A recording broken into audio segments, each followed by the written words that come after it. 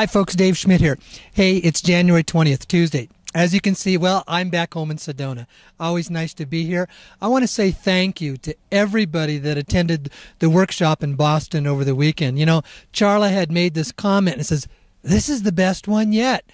But she said that about Cleveland. And then she said that about Orlando. And then she said that about Denver. There is something that is happening, and it's about the quality of the people and the energy that is being generated and the outcome of each one of these workshops. If you could interview, we had around 65 people there in Boston, and if you could interview each of them, you could hear them say that it went beyond their expectations. And what is it?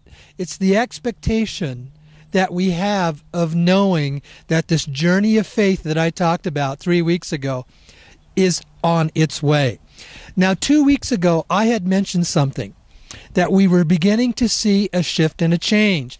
Now, let me also mention, I had shifted, 2 weeks ago was when I wasn't doing well, and I had experienced what was these flu-like symptoms, but I also had commented how that there was something that was, excuse me, and I still 2 weeks later, and I still have just a little bit of a cough that's hanging from that. That's kind of to be expected. That's okay when you go through a detoxing process. But I guess let me wrap it up this way.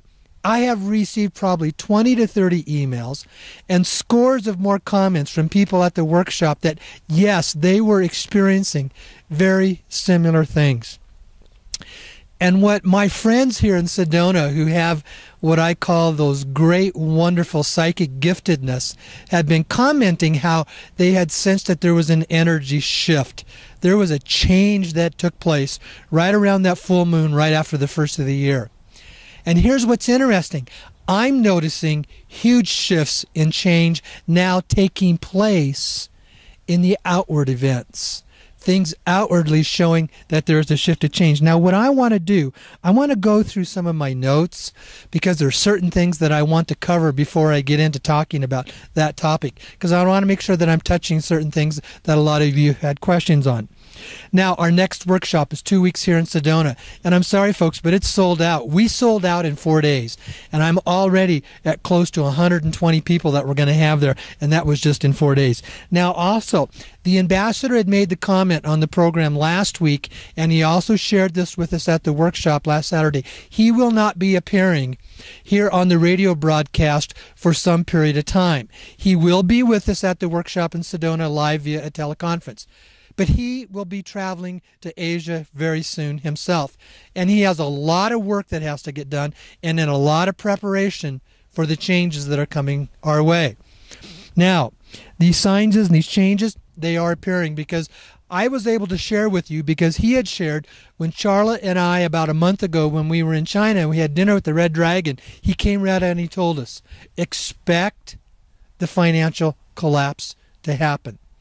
Last week, the ambassador shared that on the radio program, and at the workshop, he went into more details about what that is entailing. It really comes down to this. That is a sign that we are very close to having the major shift and change that we want to have. Now, I've been going back 8-9 months, and I've been saying very consistently, there will be no huge dramatic shift. There will be no massive release of funds. There will be no RVGCR until the cabal is neutered. Well, part of that neutering is basically taking away the power structure that they have in the current dominance of the banking systems in the central banks of all the countries all around the world. That's falling. Let me show you a couple of things or tell you a couple of things about how it is falling. I was able to talk with the ambassador about this. He expounded on it a little bit more at the workshop. Very first thing, this massive drop that we've seen in the price of gas, in the price of oil. We have seen oil going from over $100 a barrel now to close to $45 a barrel in just a few months. You think this is just a coincidence? Absolutely not. It's the very first step of basically decontrolling the central bank system. Why? Because, see, the banking system is dependent upon their derivatives. They have close to $700 trillion in these derivatives basically in their banks all around the world, predominantly in the banks in the United States and in Europe. Now, what happens is those derivatives are dependent upon a high price of oil. So what happens is these powerful countries are losing their profits, they're losing their control, and these banks basically will no longer have the money to back up the derivatives because they don't have the revenue and they're dependent upon these $90 to $100 barrel oil prices. When that prices begin to collapse, I think one of the first things we're going to see is we're going to see the collapsing of these derivatives. What we are truly seeing now is a slow step-by-step process of this neutering of the cabal. And with those collapse of the banks will, yes, come a collapse of the global financial system. And what was the next step? Well, the ambassador shared this with us on Saturday, and he came right out and he said it. It's what happened last week when it kind of shocked the financial world, when Switzerland decoupled itself, depegged itself from the euro.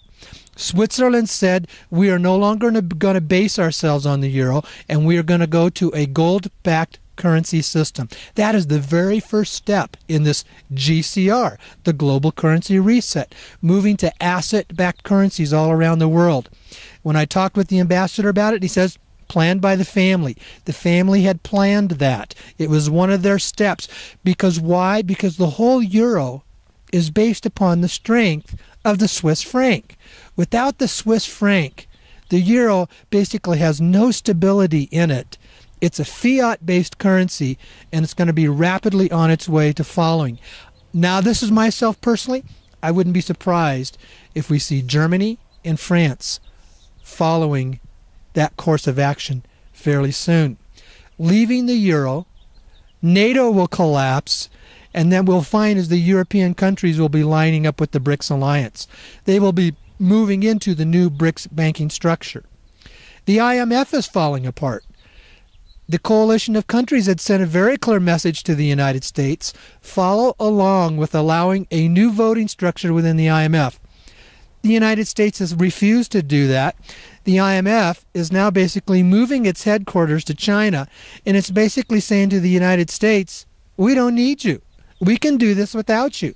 We can run a global financial system without the United States because, you see, when the euro is going to collapse, and when the gold structures are going to come into place, and also that all these bonds of money, the trillions of dollars that you owe to China that they could call your debt due anytime, you're done.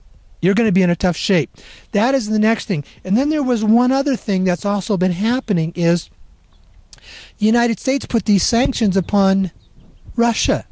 Well, Russia basically came right back and said, okay, United States and Europe, if you're going to place these sanctions upon us, Europe, we're going to ask you to pay us in gold for the oil that we deliver to you.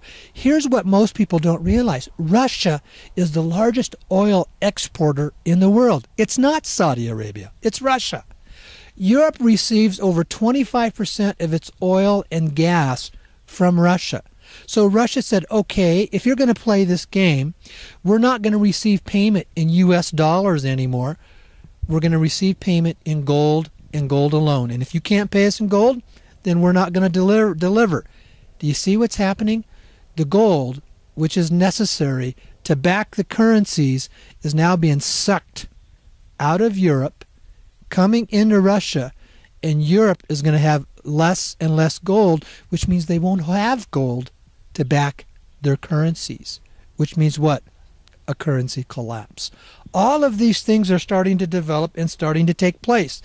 And then it was just last week, Russia took another step.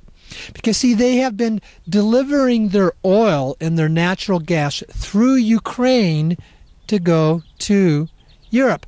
Why do you think this conflict of the United States has been escalating in Ukraine and wanting to have this Ukrainian war against Russia? It's all about the oil that flows through Ukraine and the power that is there. So here's what Russia did.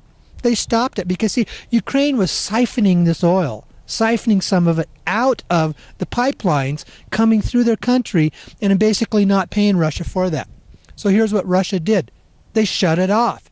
They said, we're now going to deliver our oil through Turkey into Greece, and it's not so much the oil as much as it is the natural gas. Because, see, Europe is dependent upon this natural gas for their heating sources in their cold winters. They need this natural gas that comes from Russia to be able to heat their homes and heat their businesses in the wintertime. What did Russia just do?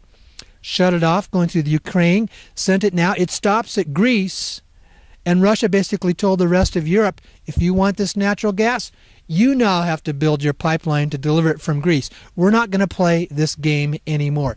Can you see the slow steps by steps? It's like, here's what's happening. They are allowing the cabal-controlled Europe and United States to slowly put their own noose around their own neck by the steps that they are taking. Russia is not in a high retaliation. China is not in a high retaliation. They're allowing it to do it to themselves. And here's what's interesting. These reports are now coming out in the mainstream media as well. There are more and more mainstream media reports coming out saying this cannot go on forever. It's going to collapse. It's on its way there. And there was an interesting one that just came out. You know, around the world, the Western world has always tried to portray Iran as this rogue country that the world has to be concerned about. Well, guess what's happening now? The reports are coming out in many other established countries outside of the United States and the Western-controlled media and saying, guess who the rogue country is in the world? It's the United States. It's the United States that they don't trust anymore. Who's creating more wars? Who's manufacturing more weapons? Who's killing more people? Who's putting more economic sanctions on there? Who's creating the conflicts in the Ukraine and in Russia and in Syria and in other places? Who's wanting to create these constant problems? And they're feeding them, and they're basically financing them, and they're bringing in the armaments to create all these constant warring conflicts. And it's a country that is about ready to collapse. Who's escalating all this stuff? It's the United States. And you notice we don't see hardly any of this being reported by our media in our country. It shows you the biasness that is there. And what's going to happen is when this collapse comes, it's going to slip up closely, slowly, unexpectedly upon the people of the United States when the rest of the world is seeing it. It's happening and it's on its way. So the biggest question that most people have, and they asked this again in the workshops, well, what should we do to prepare for the collapse?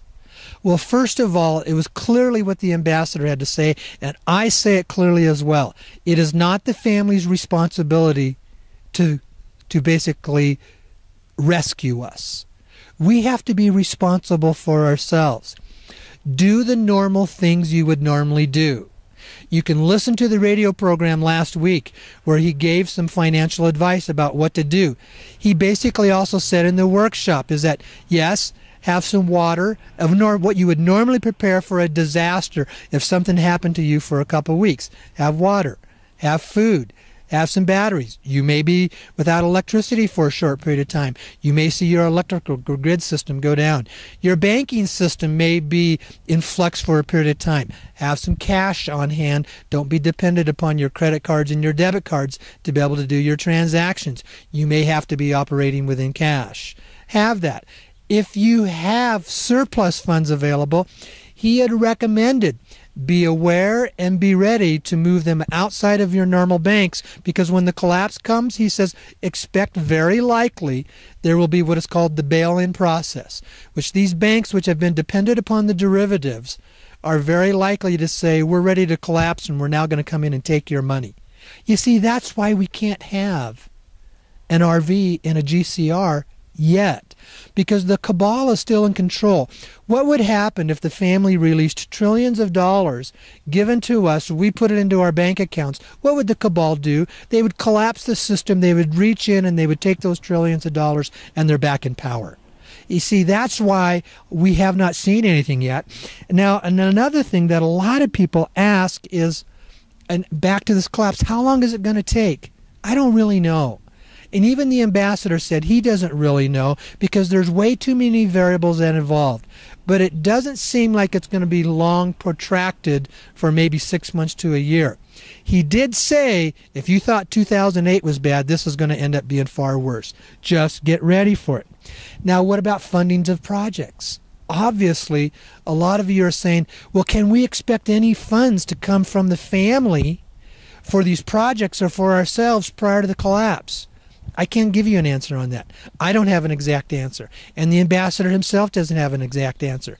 But here's what I can tell you, what is my personal perspective and my personal opinion.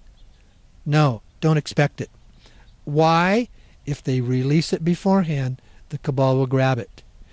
It needs to, the collapse needs to take place first, and then out of that will come this. Now, we had also had the discussion in the funding of projects that the family has been very adamant, that the Red Dragon told Charla and I directly that they really want to do this, and this is a part of the new incoming administration of the family. What about us as individuals? Well, what we did talk about at the workshop is what is proposed is there will be funds given to you as an individual as well. Stuff you can use for projects, stuff you have for just you, your personal use for whatever it is. You see, we want you to be empowered as well. We want you to be in a position where you're free to be able to cover the passions of your heart, to do the things that you want to do. If you want to quit your jobs, you would have money to be able to quit your jobs. If you want to do some work in helping others, you'll be free to go and do that. It's all about empowering. It's about releasing that energy, empowering energy of love and compassion to be bestowed upon others. Now, how do we handle this?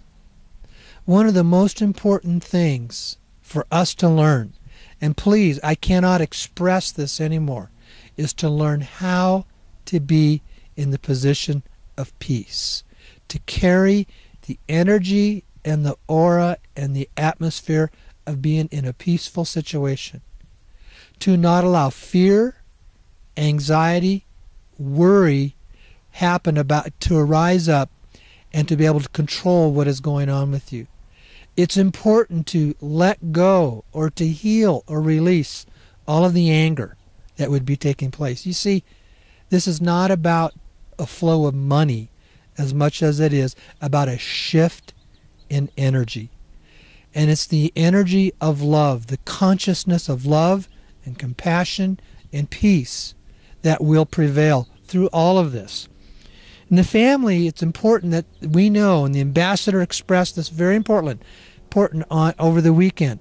It's not their job to be our saviors, to come and rescue us, to be someone who's going to come and deliver us. Because, see, you can have a rescuing situation, and it may change your temporary mental state, but it does not heal the inner core of the issues that are there to be dealt with. It's amazing what happens when all of a sudden people become around money that they've never had before. I've been around nonprofit fundraising for over 30 years. And there's a lot of people that they will say, well, if I had the money, if I had the money. And then all of a sudden I would watch people acquire money and their lives change. And it's not always to the positive. Because why? What it does, it brings up, and this is a term that the ambassador uses, it says it brings up their personal demons. It brings up what I call the old egoic energy that is still there within them from past fears, past dominance, past issues that have not yet been cleared and healed. And one of the things that's happening in how this is taking a lot longer to transpire, it's allowing us to clear and heal a lot of those inner things.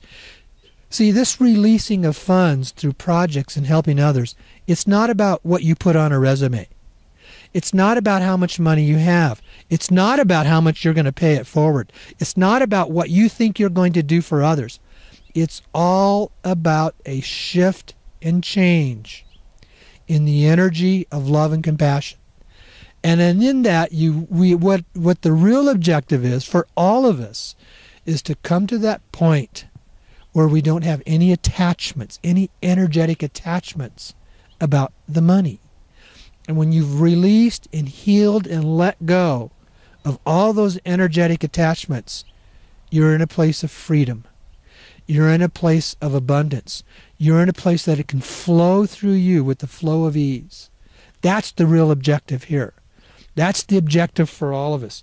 And that's why it's so important that we be able to release ourselves, recognize our fear, recognize the anger, recognize the anxiety, and then know how to process that so that we heal it and it doesn't come back to basically be a dominance within our lives when there's a huge shift in the money that is available. We've all been around circumstances like that. We've seen them, or if we haven't experienced them ourselves. All of a sudden you have this money, then the fear pops up and you don't know what to do with it. You've seen it in professional athletes. Everyday, normal people, then all of a sudden they become overnight millionaires, and how do they handle this money? And their lives, maybe their professional athlete parts as the athlete still is okay, but their personal lives just become a mess with all this money, and they don't know how to handle it. You see, it's what's happening on the inside that is the most important thing.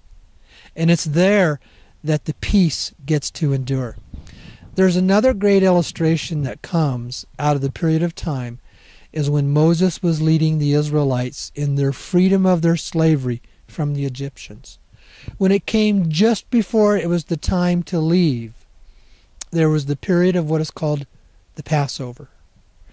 Because the calamities were coming upon the Egyptians, but what they had done is they had passed over the Israelites.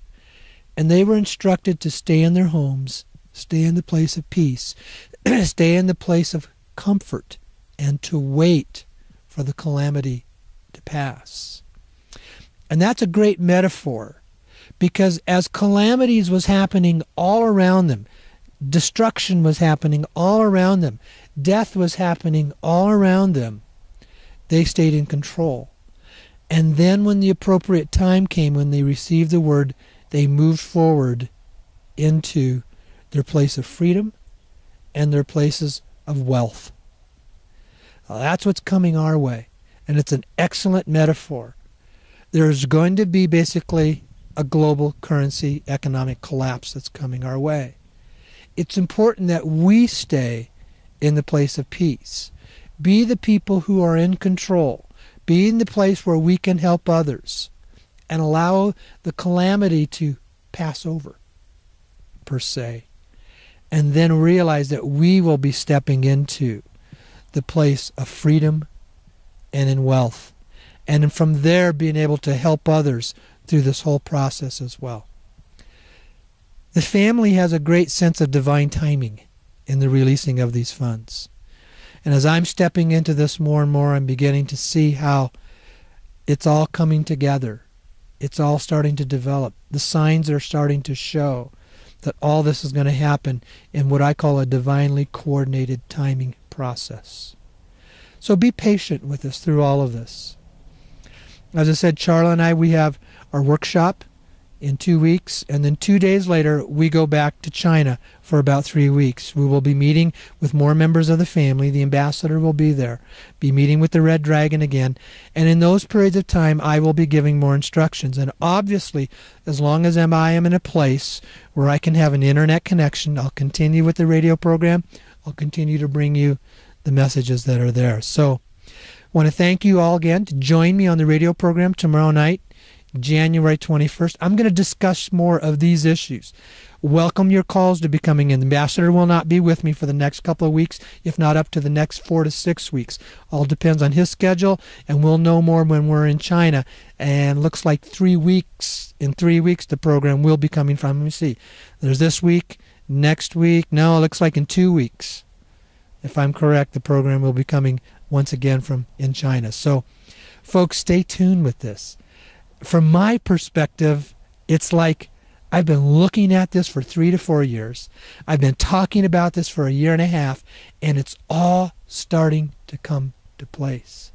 The cabal has to be neutered first, and it's happening. If you know what to look for, it's happening. Thank you very much. Love all of you. Have an absolutely wonderful day today, tomorrow, and the rest of the week. Okay, bye-bye.